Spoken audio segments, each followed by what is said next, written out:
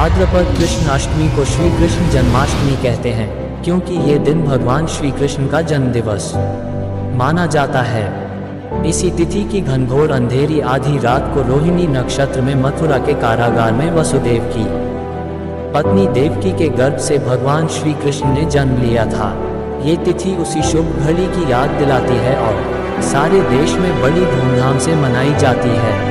जन्माष्टमी के दिन भगवान श्री कृष्ण की जन्म संबंधी कथा भी सुनते सुनाते हैं, जो इस प्रकार है। द्वापर युग में भोजवंशी राजा उग्रसेन मथुरा में राज्य करता था। उसके आख्यायी पुत्र कंस ने उसे गद्दी से उतार दिया और स्वयं मथुरा का राजा बन बैठा। कंस की एक बहन देवकी थी, जिसका विवाह वसुदेव नामक यदुवंशी सरदार से हुआ था। एक समय कंस अपनी बहन देवकी को उसकी ससुराल पहुंचाने जा रहा था। रास्ते में आकाशवाणी हुई, हे कंस, जिस देवकी को तू बड़े प्रेम से ले जा रहा है, उसी में तेरा काल बसता है। इसी के गर्भ से उत्पन्न 8वां बालक तेरा वध करेगा। ये सुनकर कंस वसुदेव को मारने के लिए उद्यत हुआ। तब देवकी ने उससे विनयपूर्वक कहा, मेरे गर्भ से जो संतान होगी उसे मैं तुम्हारे सामने ला दूंगी। बहनोई को मारने से क्या लाभ है। कंस ने देवकी की बात मान ली और मथुरा वापस चला आया। उसने वसुदेव और देवकी को कारागृह में डाल दिया। वसुदेव देवकी के एक एक करके 7 बच्चे हुए और 7 को जन्म लेते ही कंस ने मार डाला। अब 8वां बच्चा होने वाला था। कारागार में उन पर कड़े पहरे बैठा दिए गए। उसी समय नंद की पत्नी यशोदा को भी बच्चा होने वाला था। उन्होंने वसुदेव देवकी के दुखी जीवन को देख 8वें बच्चे की रक्षा का उपाय रचा।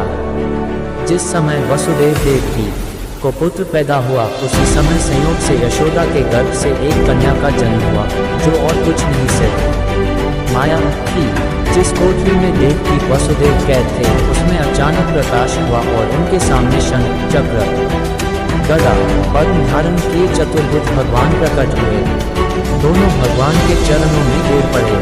तब भगवान ने उनसे कहा, अब मैं पुनः नवजात शिशु का रूप धारण कर लेता हूँ।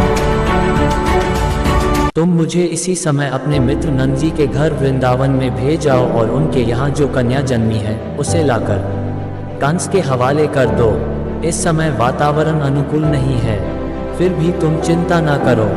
जागते हुए पहरेदार सो जाएंगे। कारागृह के फाटक अपने आप खुल जाएंगे और उफनती अथाह यमुना तुमको पार जाने का मार्ग देगी।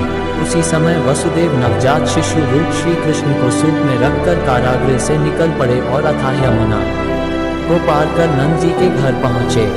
वहाँ उन्होंने नवजात शिशु को यशोदा के साथ सुला दिया और कन्या को लेकर मथुरा आ गए। कारागृह के फाटक पूर्ववत बंद हो गए। अब कंस को सूचना मिली कि वसुदेव देवकी को बच्चा पैदा हुआ है। उसने बंदीगृह में जाकर देवकी के हाथ से नवजात कन्या को छीनकर पृथ्वी पर पटक देना चाहा, परंतु वह कन्या आकाश में उड़ गई और वहां से कहा, अरे मूर्ख, मुझे मारने से क्या होगा। तुझे मारने वाला तो वृंदावन में जा पहुंचा है। वह जल्द ही तुझे तेरे पापों का दंड देगा। ये है कृष्ण जन्म की कथा।